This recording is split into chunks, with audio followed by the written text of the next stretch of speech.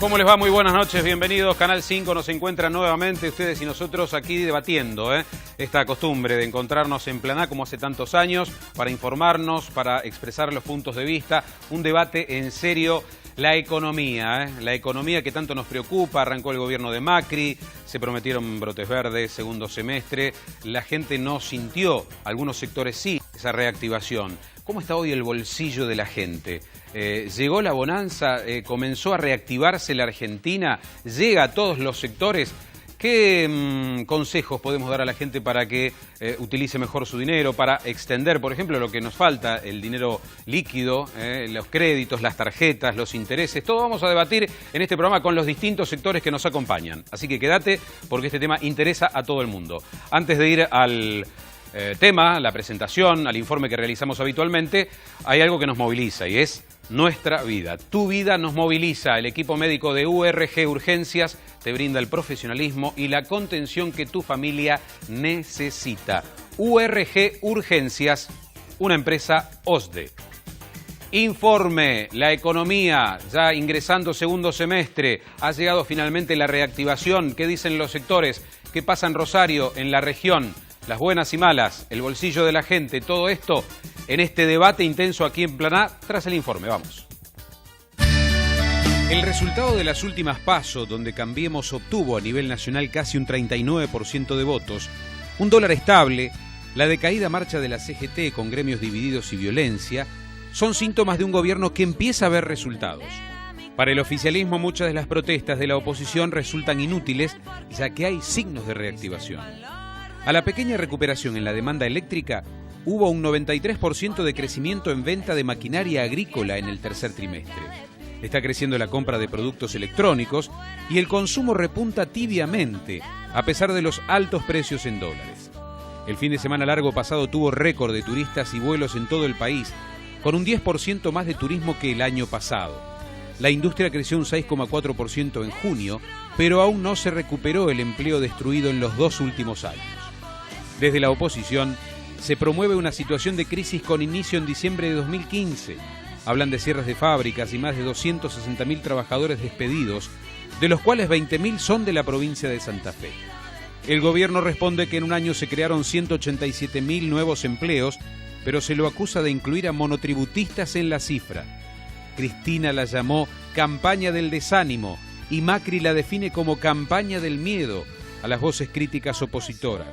Se escuchó decir a gremialistas que Macri lee el diario de Irigoyen por hablar de una reactivación que no existe. Hay dos miradas extremas sobre la realidad argentina. ¿Cuál de las dos es la verdadera? Ahora en Planá, ¿llegó la reactivación económica? Muy bien, llegó, hay despegue finalmente, el buen momento económico, el boom, como quieran llamarle. Daniel Guida, economista, para arrancar este debate. Bueno, la palabra boom le queda un poco grande a la cuestión, objetivamente, como bien decía el informe. Esto no se trata de miradas. Cuando uno habla de economía no es cuestión de miradas, es cuestión de indicadores. Números, y ver cómo se comparan los números, ¿no es cierto? Claro. Y el mismo informe, el comentarista habla de relación de estos números en relación con el 2016, es decir, prácticamente con la peor performance de la Argentina en los últimos años. ¿Que hay un efecto rebote? Es probable, y sí es cierto que hay algunos sectores que están empezando a moverse en dirección positiva, algunos sectores. Uno podría decir perfectamente que es una mirada extrema una o la otra, y que no hay una mirada más objetiva.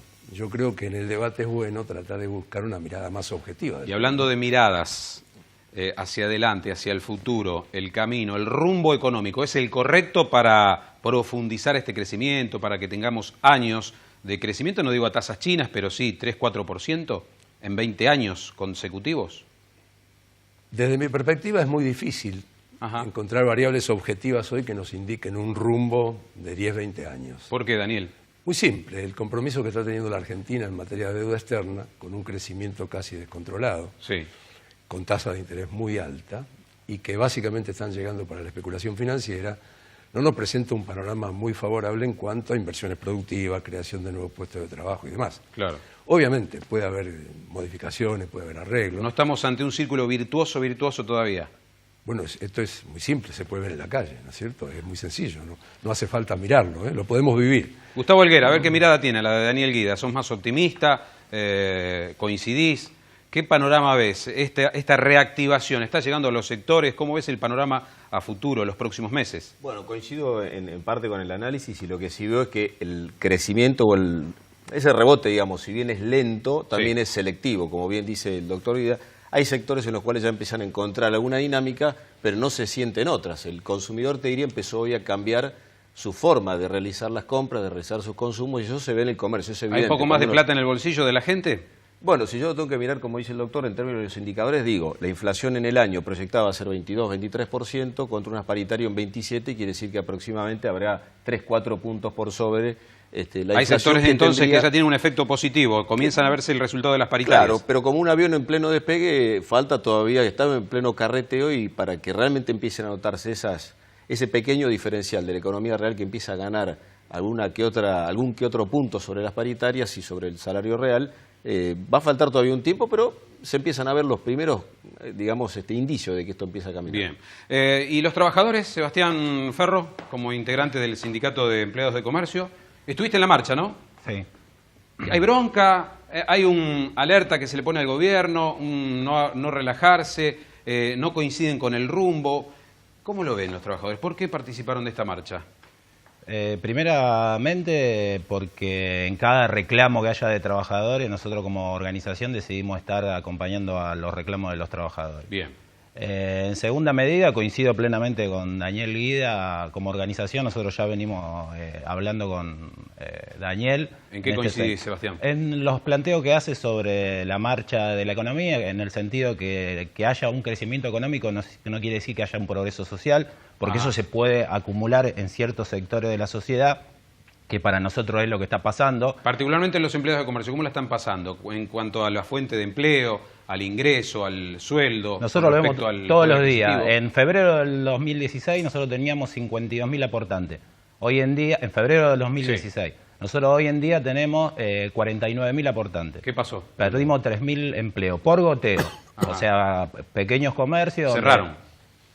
Cierran, se trasladan a chica personal, pasan de tener empleo en blanco. Es muy difícil detectarlo. Pasan de tener empleo en blanco a estar no registrado, o pasan de tener un empleo formal a ser monotributista. Claro. Entonces, en los hechos concretos, aparte lo que nos dicen los trabajadores todos los días, el aumento de la luz, el aumento de los servicios, de la canasta básica, para nosotros es claramente un gobierno que apunta a los sectores más concentrados de la economía y a los negociados de los amigos del gobierno, y es un gobierno totalmente antipopular. Durísima apreciación. A ver, Garrett, que estás allí al lado. Garrett Edwards, como jefe del Departamento Jurídico de Fundación Libertad. ¿Qué pensás de esta opinión? Me parece, primero, Gustavo, que lo que tenemos que hacer es separar con el informe que hablaba de dos miradas extremas, que es una falacia por reduccionismo. Creer que solo hay dos opciones posibles y que son los puntos que se tocan en los costados es reducir completamente la discusión y olvidar que no necesariamente porque hablemos de dos, esas dos van a ser las correctas o las únicas. No todo es un vergel, no todo está excelente, ni tampoco es el... Es que si no vamos a la Argentina esquizofrénica, esa Argentina de la grieta que nos ha separado en un abismo innecesario, cuando podemos encontrar posiciones en las que me parece,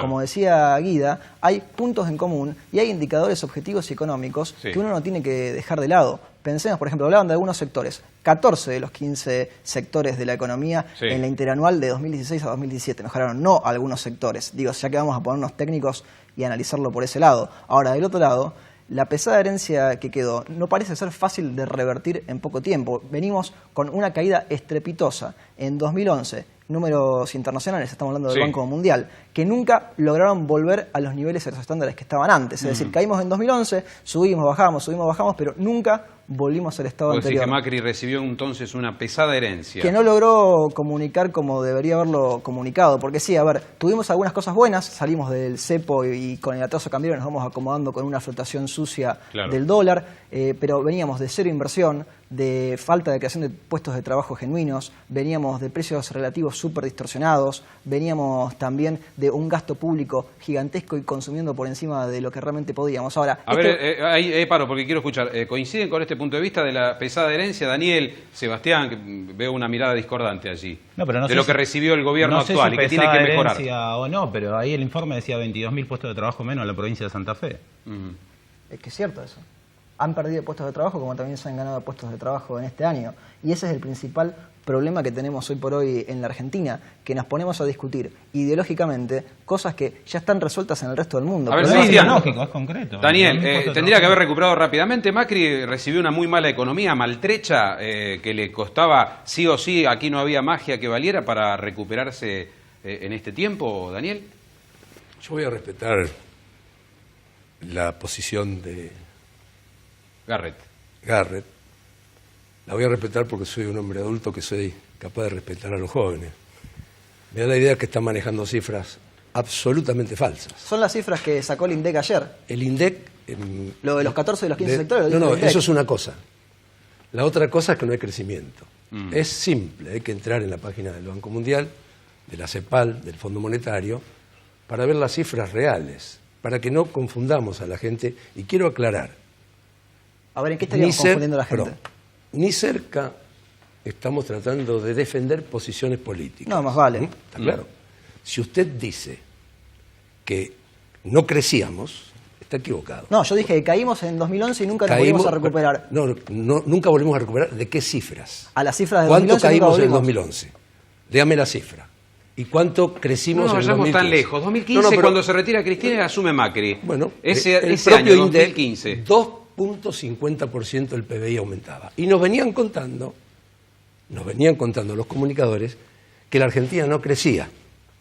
Bueno, están los números oficiales. Claro, no creció a las tasas del 2007 al 2009, pero eso es otra cosa. ¿Qué es lo que yo dije? No, pero eso es otra cosa. Es decir, que uno no crezca. No, porque el mundo cayó. La Argentina creció al 2,5 cuando América Latina toda había bajado en el 2015. Perú mantiene tasas de crecimiento incluso en los momentos en los que le va mal a la economía del resto del mundo. Uno habla de América Latina toda, está hablando en promedio, hijo, está hablando de la información que tiene la CEPAL, el Fondo Monetario, por supuesto, obviamente. Ahora, ni cerca usted puede comparar el crecimiento de Perú con el resto de América Latina, con la economía un país serio que ha tomado medidas como corresponde, sin importar el signo político, obvio que es difícil de comparar. ¿Sabe lo que pasa? Usted está utilizando, correctamente, eso se puede hacer académicamente, pero no se puede hacer en público, porque está manipulando la información. Yo no estoy manipulando la información. La está manipulando, hijo, porque lo que usted está diciendo repito que es no que soy toda su hijo, América Latina, Guida. Perdón, digo, con respeto, yo no soy su hijo, así que no me diga hijo, yo no le digo abuelo. Perdóneme, no me ofendería, soy abuelo. Pero quiero decir esto. Pero no mío. Bueno, no, por supuesto. Quiero decir esto. Canalicemos Hay una manipulación que a mí me sobresalta. Claro. Justamente por los jóvenes, y tómelo con cariño. Soy profesor de la universidad. Yo también. Me parece que una de las peores cosas es, para un economista, manipular la información. Y me parece, no digo que lo esté haciendo voluntariamente, ni hay involuntariamente. una formación académica Está bien. que está tendiendo a manipular la información. A ver cómo lo ven. No, termino con esto, porque si no va a quedar en el camino. Un segundo. De la misma forma que la creación de puestos de trabajo. Los 180.000 puestos de trabajo que está informando el Ministerio son una verdadera fantasía en términos reales. ¿Por qué? No solo por lo que se perdieron, sino porque hay monotributistas. Los monotributistas lo que están demostrando es que han dejado su posición de trabajo formales y pasado al monotributo. Pero esto no es una opinión, como decía el locutor. Claro. Estos son los números del Ministerio de Trabajo. Entonces, ¿qué es manipular? La Fundación Banco Municipal de Rosario, que hemos creado puestos de trabajo cuando en realidad hemos creado. Y en el balance 2015 actual estamos lejos todavía de la posición la Fundación de Banco trabajo Municipal de 2015. Rosario le cuenta en el informe que presentó el pasado mes que hay muchos monotributistas que ganan más que lo que ganaban en el sector privado. No, bueno, pero yo digo, para que usted no tergiverse la discusión y la sesgue con la cuestión. Esa es otra discusión. No, yo le cuento. Eso no es crear puestos de trabajo. Bueno, es otra discusión. No, obvio, que gane mucho más está bien, bueno, pero es otra discusión. No tiene más puestos de trabajo, gana más que el con el pero puesto es otra de trabajo. discusión. Está muy encendido Cuéntele a la gente que gana más. Pero quiero escuchar solamente para que sepa. Otras voces. Y no, yo lo sé. Fue cariñosamente, bueno, lo dijo, no era... No, perdón, pero voy a hacer una clase. veces. Le voy a pedir nuevamente en público. Disculpame. Perfecto. Sinceramente, lo hice casi afectivamente. Eso es. Bueno, Nelson, estás en el medio, hay un ring, ¿no? De voces que chocan, de opiniones distintas sobre los números, pero como fiel representante del comercio, con Sport 78, con esto que la gente compra día a día, la indumentaria es una de las cosas vitales, ¿Cómo ves la economía de este agosto 2017? Comparado con esto, ¿no? Con lo que decían ellos. Bueno, es difícil dar un panorama rápidamente, pero nosotros partimos de un 2016 en general, sí, con bajas en unidades y baja en rentabilidad. Sí. Si ahora vamos a proyectar los 8 meses contra los 8 meses, nosotros estamos arriba en unidades, quiere decir que hubo un rebote, gracias a Dios, y hay que ser muy cauto con qué rubro. Sí. Hay rubros que nos fueron mejor que a otros.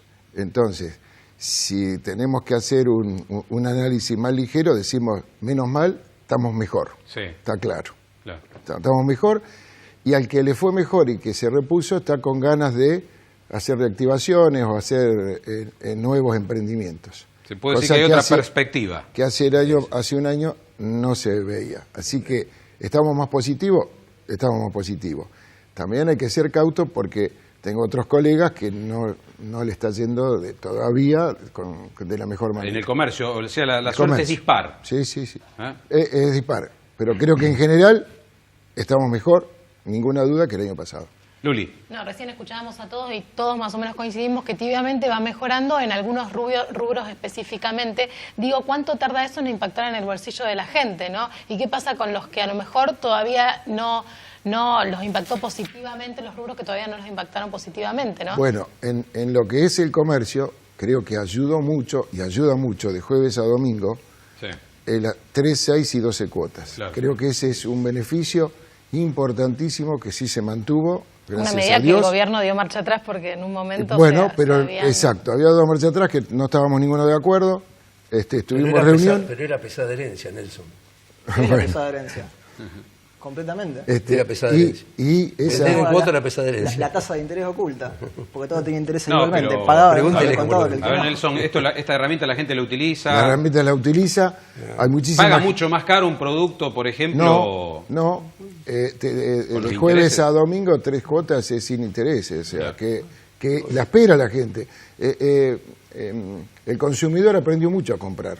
Claro. Y cuida su bolsillo de esta manera. Entonces, a veces, y Rosario, que es más chico y todos los locales tienen fidelizado gente, hasta te pueden pasar un lunes o un martes, reservarte el producto para Seguro, retirarlo seguro. jueves, viernes, sábado. Ahí hay un domingo. secreto entonces como para rendir más el dinero. Sí, Ahora, tampoco ninguna era muy duda. realista 12 cuotas sin interés en una economía inflacionaria, Ninguna- ¿no? Ninguna duda. Alguien lo paga ese interés, Garrett. Todos nosotros pagamos Claro. eso, el paliativo que se le ponía a la economía, Claro. con una inflación que seguía aumentando y con una tasa de interés que estaba completamente oculta y que pagaba lo mismo, el que Sí. ponía toda la plata junta, billete sobre billete, y el que iba y lo compraba en cuotas, eso era ridículo y completamente insostenible. Sí. Ahora, lo que no sucedió, que lamentablemente el gobierno sí buscaba, era que bajaran los precios al mismo tiempo que se agregaban y se reconocían los intereses. Eso en la práctica no terminó sucediendo y fue un poco ingenuo por parte del gobierno nacional creer que iba a suceder. ¿Quiere cerrar ahí con su contrincante, Guido? No, por favor. ¿Tiene otra opinión, tiene un punto de vista, responderle? Por favor. ¿No? No es una cuestión de opinión. De números. Es una cuestión de números y de cómo se presentan. Sí. Vuelvo a insistir, no es una cuestión de opinión. Yo justamente cuando Garrett decía de la pesada herencia, creo que una herencia, como un activo y pasivo de una sociedad, se recibe con activo y pasivo. Sí. Y es evidente que juntos, seguramente, entre todos, podemos distinguir algunas cosas del pasivo de esa herencia. Claro. Sin duda. Y también algunas cosas del activo. Por eso me Que parece... se ha mantenido. Sí. Pero por eso me parece que cuando uno habla le pone calificativo en la economía, pesada, buena, mala y demás, me parece que erra el camino para la comprensión de la gente. Menos adjetivos y basándose más en Exactamente. realidades. Fue una herencia. Bien. Fue tan buena en algún sentido Claro. que permitió a un país desendeudado endeudarse en un año y medio en 97.000 millones más de dólares, por ejemplo. Sí. Es decir, nadie que tiene deuda pesada se puede reendeudar. Este país se entregó sin deuda prácticamente, con el problema de los buitres, que me parece muy bien haberlo arreglado, y de pronto se utilizó esta situación muy favorable en el campo internacional para endeudar a la Argentina en esta cifra en un año y medio. Así de simple. Seguimos en un ratito, nada más, un ardoroso debate que tiene que ver con la economía, fútbol, debate, política. Los argentinos somos adeptos en la mesa de café a solucionar los problemas, aunque no se resuelvan cuando haya que tomar medidas concretas. Bueno, vamos a la pausa y regresamos en este Planay, la economía, una noche de sábado bastante intensa. Vamos.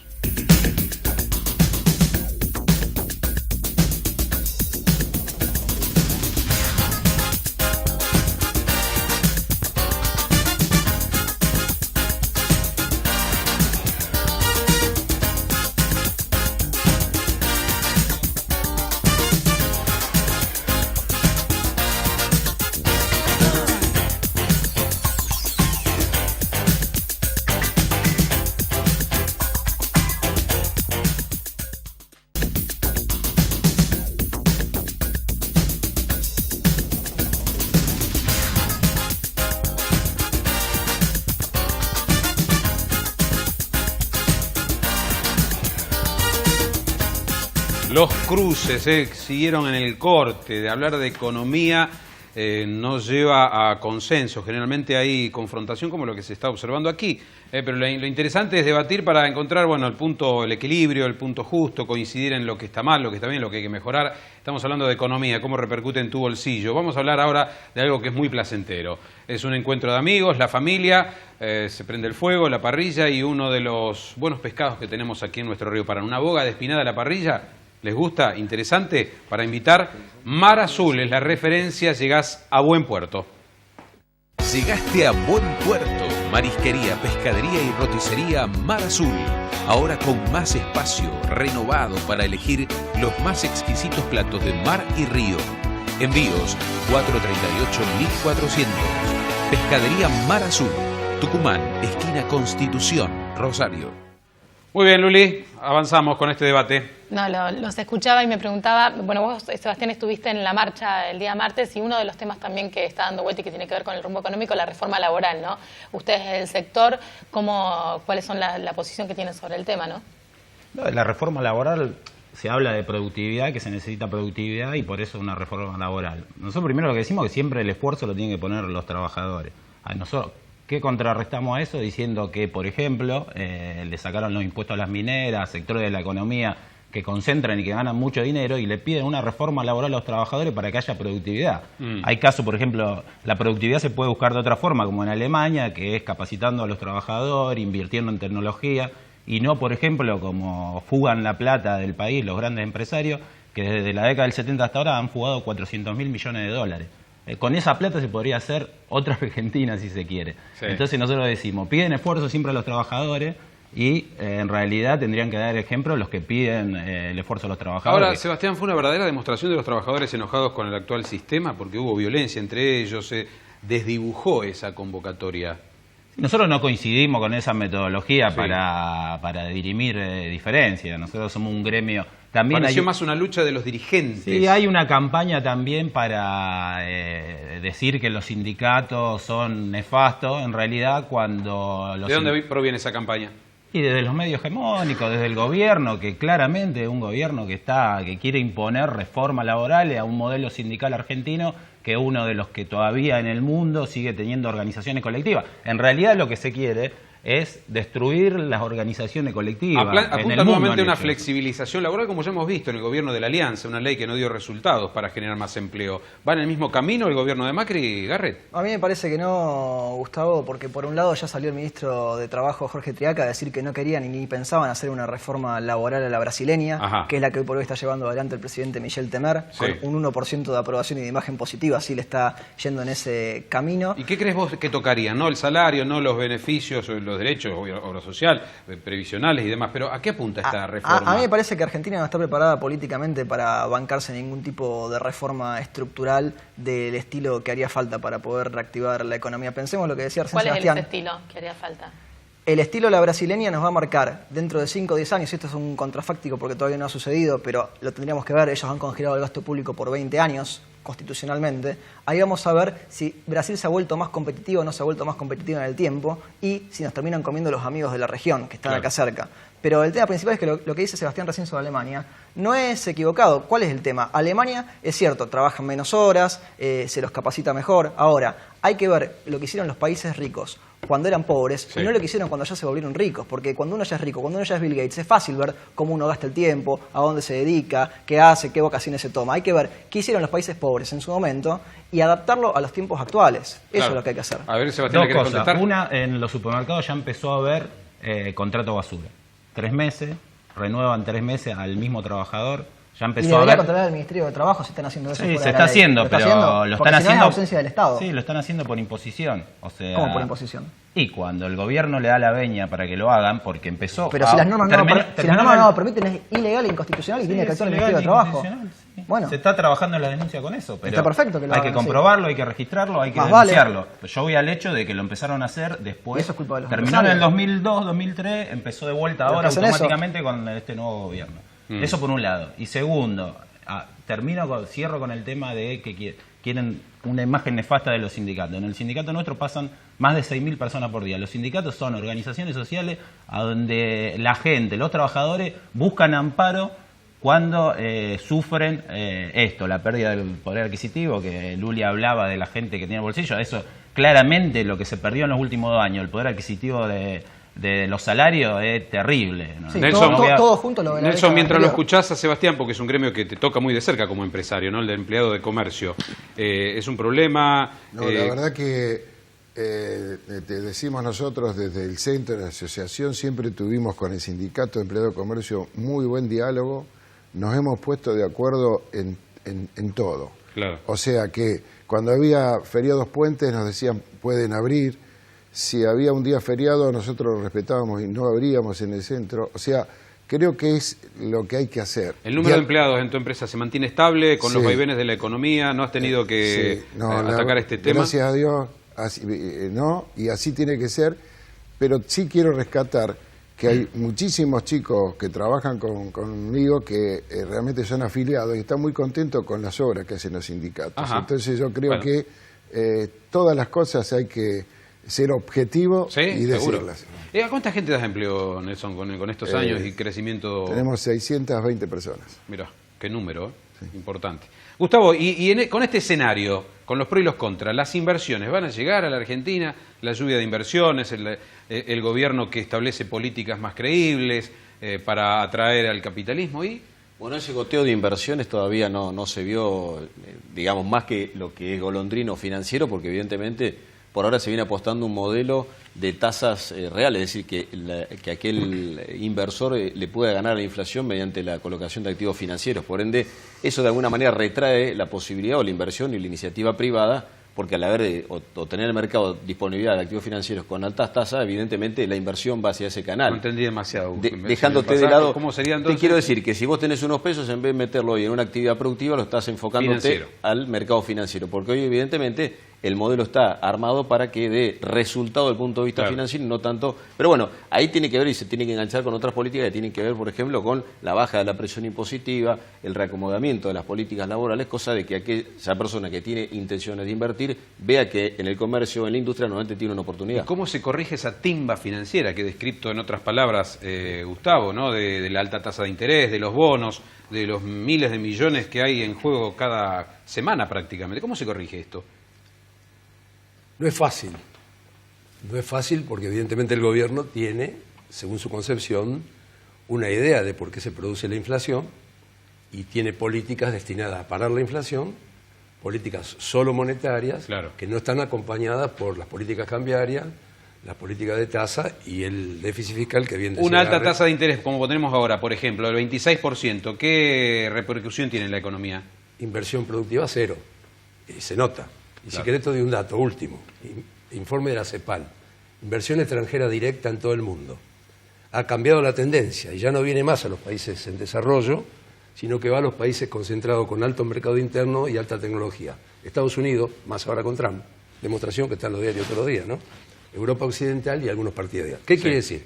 La Argentina en el año 2016, esto es fresco, informe actual de la CEPAL, solamente recibió, teóricamente, en inversión extranjera directa, 4.200 millones de dólares, que tampoco fue inversión extranjera directa. ¿Saben lo que fue? ¿Qué fue? Reinversión de utilidades de las multinacionales que estaban acá. Esta medida que toma el gobierno es porque apunta a combatir la inflación como prioridad número 1, esta alta tasa de interés que impide la inversión, como dice Daniel. Yo tengo que coincidir ahí con Daniel, son cuestiones de números, porque si vemos lo que sucede con la política cambiaria y la política económica, van de bruces por un lado y por el otro. Tenemos a Federico Sturzenegger con el Banco Central, con una política monetaria que es sensata para tratar de bajar la inflación, es decir, él trata de cortar la emisión monetaria, que eso se ha ido reduciendo, ahora tenemos los billetes de 500, de 200, pronto el de 1000. Ahora, al mismo tiempo que sucede eso, teníamos antes a Prat Guy y del otro lado ahora Nicolás Duhovne, que mientras está tratando de contener la inflación, ¿sí? Sturzenegger que agarra el avioncito a punto de despegar, el Superman lo agarra de la capa, del otro lado le siguen tomando deuda, que la deuda es el gran tema hoy por hoy en la Argentina, porque es lo que mantiene,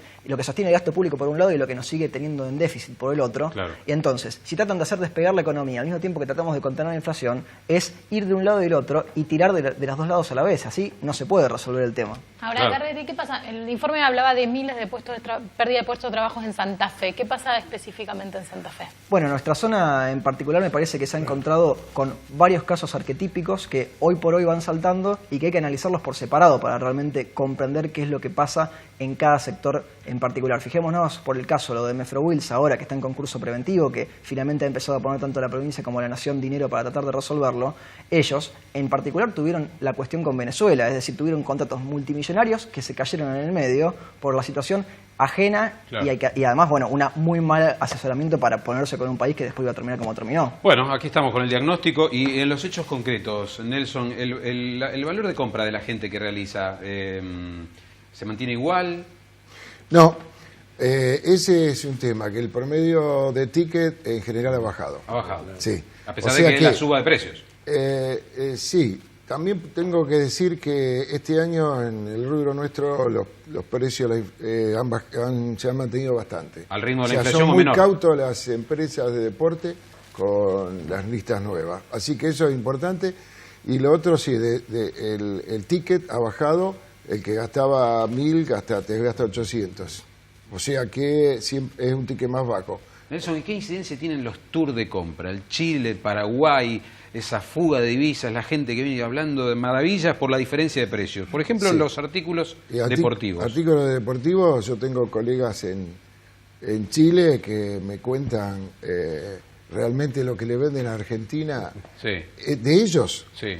De lo que vende Chile en deporte, el 50% se lo está vendiendo a Argentina. Eso duele, ¿no? El 50%. Digo, duele como país que haya... Sí, esa es la parte discriminada de la economía. No, pero es la gente que viaja, Daniel, que se agarra, se compra su pasaje de avión, se va en auto de los de Mendoza, lo de Formosa y se cruzan la frontera. Pero le vende el producto argentino. ¿Cómo llegó a Chile el producto argentino? Esa es la gran pregunta. Yo no tengo la respuesta, no sé ustedes.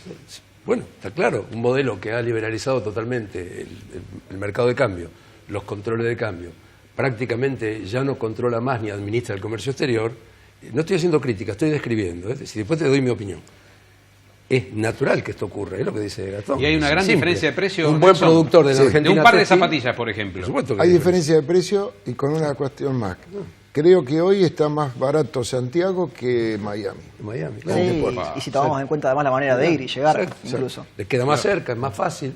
¿Te das cuenta? Es decir, hay una carga fiscal también que impide que la industria se desarrolle como corresponde. Y ahí seguramente Garry Estoy de acuerdo. Y los muchachos de la Fundación van a coincidir. Hay que reducir los impuestos total y absolutamente. Claro. Ahora, habría que poner... Digo, ¿cómo cortar ese grifo? Porque no es bueno para un país. ¿Cuánto puede soportar habría que esa poner fuga? El mismo acento que ponemos cuando hablamos de nuestros empresarios industriales y demás con los trabajadores. Es decir, no hay reforma fiscal posible justa en la distribución de la riqueza en un país que pretende ser rico si no miramos los impuestos indirectos que gravan al pobre trabajador que gana un décimo de lo que gana el empresario o mucho menos. Tengo que cortar, ya se nos fue el tiempo, pero Sebastián me pedía la palabra antes. Que yo he recibido datos de la realidad en cuanto a algunos temas de que hablaban. El tema de la finanza creo que está en el ADN del gobierno. En Buenos Aires, en Capital, cierran un supermercado para meterlo en la bicicleta financiera. Eso es un dato que nos mandan los compañeros allá. Han cerrado supermercados de grandes marcas porque están llevando la plata, es lo que decía Gustavo.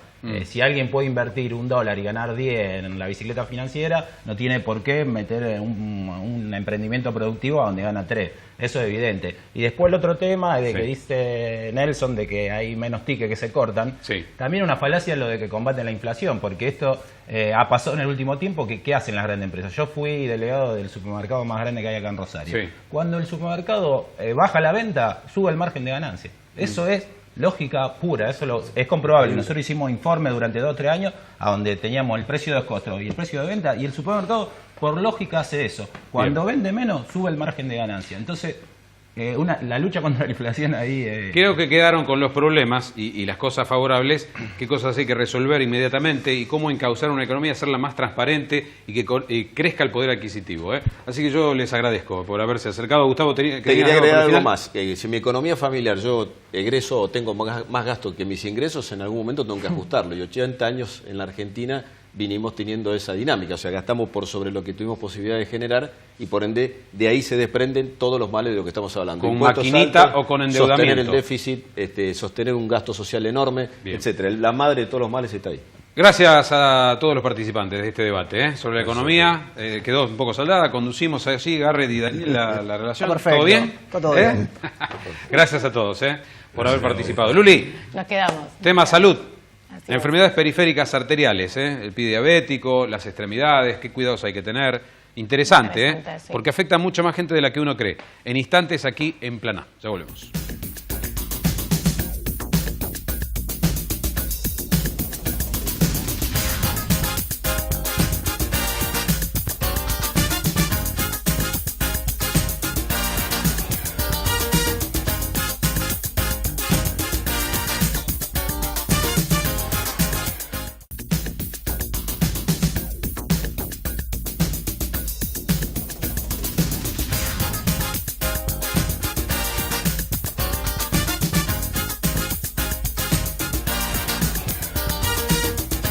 Dejamos la economía, vamos por un tema de salud, hablaremos de las arterias cuando se enferman, cuando se produce arteriosclerosis, cómo afecta a extremidades, la vida en general, lo que realmente puede ser peligroso ante síntomas que tal vez nos confundan. Es un interesante espacio que vamos a abrir aquí en este Plan A de día sábado, pero antes déjame recomendarte, por tu futuro, elegí la carrera que prefieras, las tradicionales, las que son más innovadoras, las que requieren mercado laboral. La UAI en este mes de agosto inicia. No pierdas tiempo, con más de 30 carreras universitarias a tu disposición.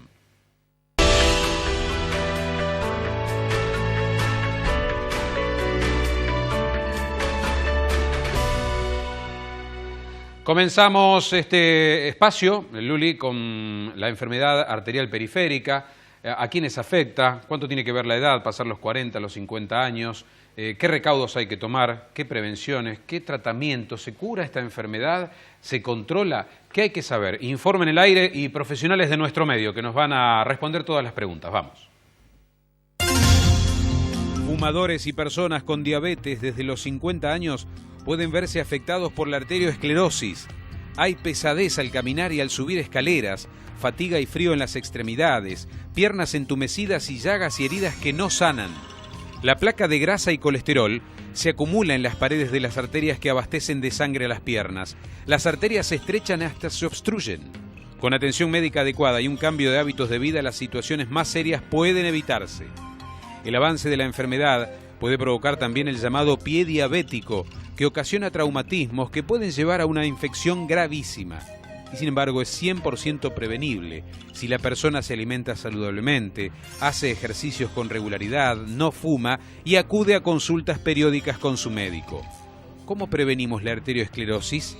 ¿Qué tratamientos hay disponibles? Ahora en Plan A, el cuidado de las arterias. Bienvenidos a nuestro programa, Doctor Andrés Kleiban, médico cardiólogo intervencionista. ¿Por qué se enferman las arterias? ¿Qué pasa? Bueno, las arterias básicamente se enferman en todo el cuerpo por una patología, una enfermedad sistémica que es la arteriosclerosis, que básicamente es el depósito de grasa en las arterias que termina por obstruirla. Por supuesto que esto existe en todas las arterias de nuestro cuerpo. Sí.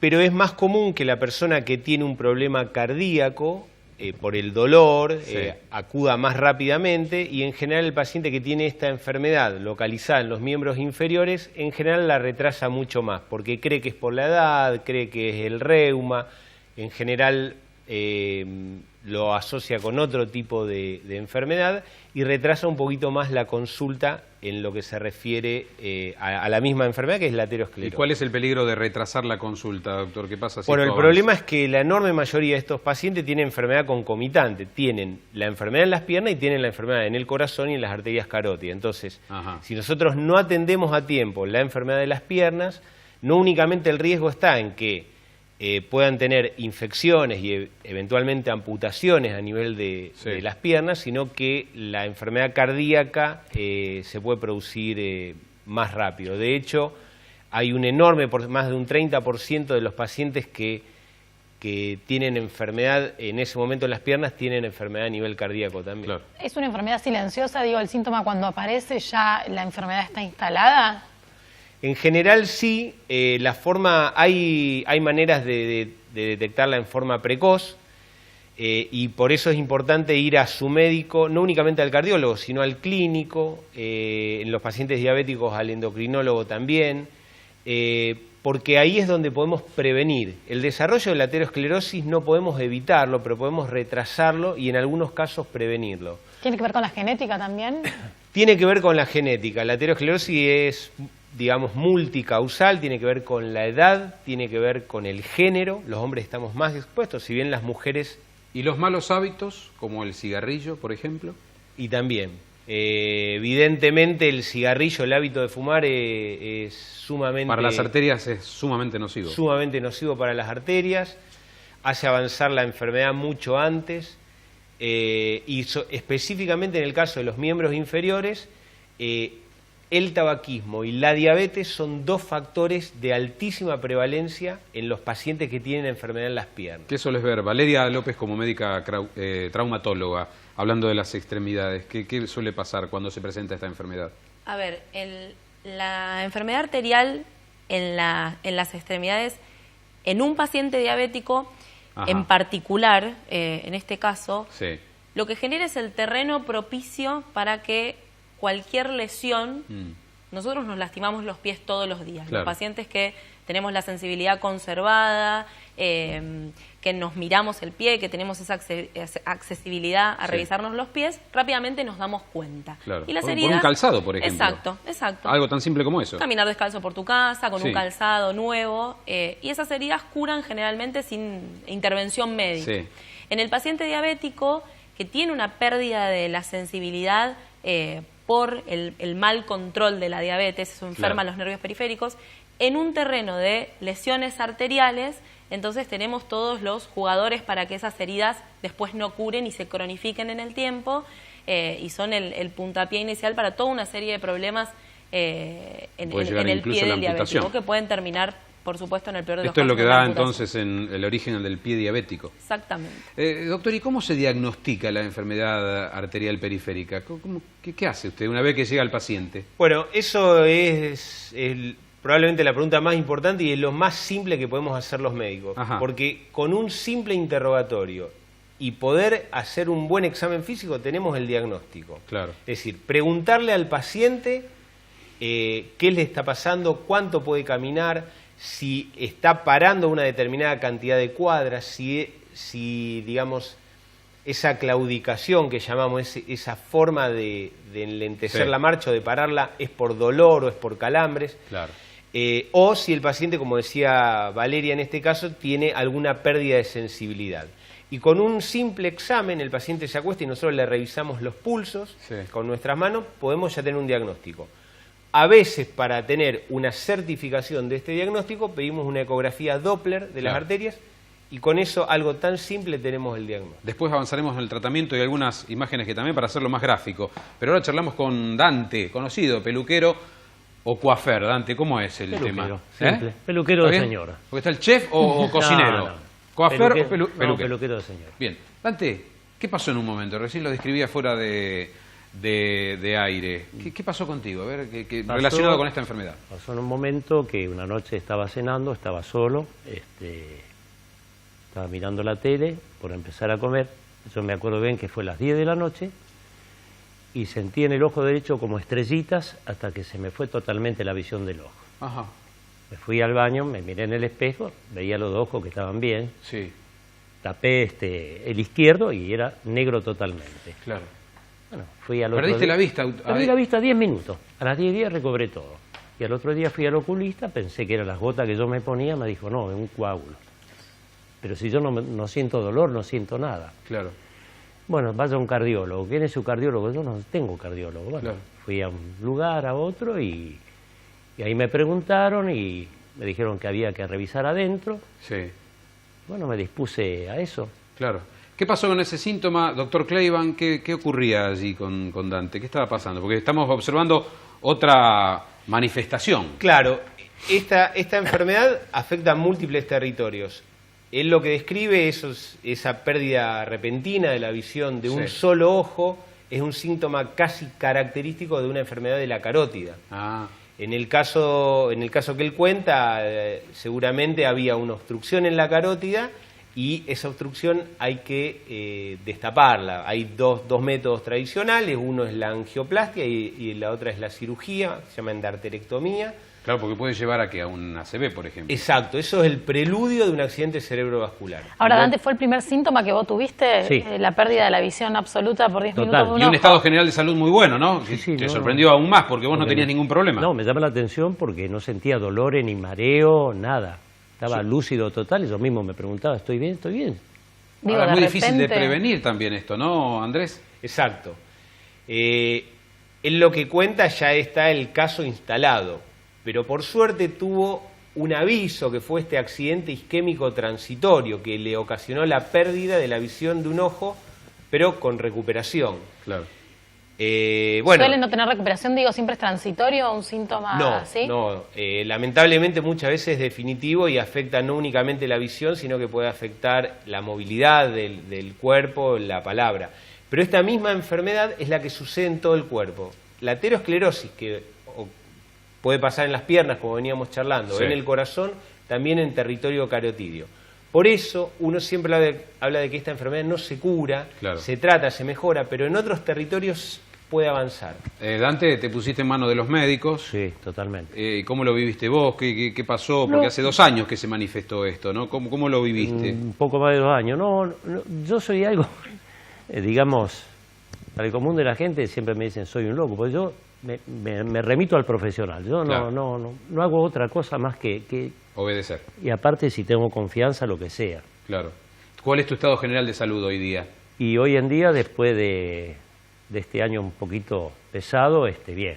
¿Tuviste intervenciones quirúrgicas? Tuve un bypass bastante grande, pudieron destapar una arteria y tengo un stent en cada pierna. Claro. Hay algunas imágenes también allí, ¿no?, que demuestran gráficamente qué pasa con las arterias, ¿no, doctor? Sí, bueno, si pudiéramos verlas. Brevemente, si las vemos y describe qué ocurre con las arterias en el cuerpo humano. Bueno, esa arteria se llama poplitea, es una arteria que va por detrás de la pierna, entre el muslo y la pierna está. Ahí vemos, hay una zona que ustedes pueden ver que está más estrecha. ¿Qué pasa allí? Esa es una placa de colesterol, un ateroma, eso es como se tapan las arterias. Sí. En la próxima foto. Sí, ahí se ve, bueno, ahí lo que hicimos fue simplemente utilizar un balón. Claro. A veces, y desobstruyeron. Y desobstruir mediante un balón. Muchos de estos balones vienen con un fármaco recubierto en la pared de este globo. Bien. Y cuando uno lo infla durante algunos minutos, este fármaco toma contacto con las células y evita que esto vuelva a cerrarse a futuro. ¿Una angioplastia? Eso es una angioplastia con balón. Bien. Y en el pie diabético, doctora López, que acá es fundamental la prevención, ¿no? La realidad es que el papel de la prevención, más allá de las intervenciones específicas en el pie diabético, te diría que es el 90% del trabajo médico en el consultorio. Claro. No solo del traumatólogo, del clínico, del médico de cabecera, del generalista, el papel de preventivo tiene que ser de todos quienes tenemos contacto con el paciente. Y la realidad es que, si bien lo que dijo Andrés es una realidad, la enfermedad arterial no se puede curar, pero sí podemos retrasar el progreso, prevenir la aparición en aquellos pacientes que todavía no tienen una enfermedad establecida y educar al paciente y a la familia del paciente, también es muy importante, sobre todas aquellas conductas de riesgo, que son conductas que tenemos todos los días. Seguro. Pero que en un paciente que tiene una enfermedad arterial, en un paciente diabético, en un paciente que tiene lesiones de los nervios periféricos típicas de la diabetes, bueno, después las consecuencias son mucho peores. Entonces el papel de la prevención, del calzado, del cuidado de los pies, del cuidado de las uñas, del tratamiento de la piel. Ante cada herida o un problema, consultar y... Eso es fundamental. No dejar pasar el tiempo. Exacto. En un paciente diabético siempre es preferible que el paciente consulte, establecer las medidas iniciales, y probablemente es una situación que no pasa a mayores. Es el momento de hacer el diagnóstico. Muchas veces el diagnóstico de la enfermedad arterial se hace en el contexto de una herida. Recordemos esto, si no se trata, entonces se corre el riesgo de... Siempre existe el riesgo en un paciente diabético de la amputación, y de poner en peligro la vida del paciente. Son lesiones grandes. ¿Aumentó el número de pacientes, digo, en los últimos años? ¿Toma conciencia? La diabetes hoy es una epidemia. Esto no es una sensación del consultorio, sino que son estadísticas en todo el mundo. Hoy vemos quienes hacemos pie diabético y el traumatólogo general o el médico clínico general, vemos cada vez más pacientes diabéticos. Entonces sí, claramente aumentó la consulta. ¿Y eso con qué tiene que ver, digo, el incremento? Tiene que ver con hábitos, con la forma de alimentarnos, con cómo manejamos el estrés.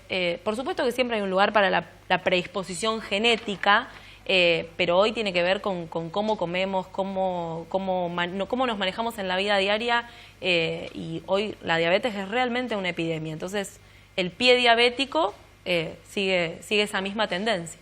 Bien, y entonces la palabra también del doctor Kleiban, ¿cómo podemos evitar llegar a este punto? Una combinación, consulta al médico, como decía Valeria, el hábito de vida que hay que modificar. ¿Cuál es su mensaje, doctor? Bueno, primero la prevención es fundamental.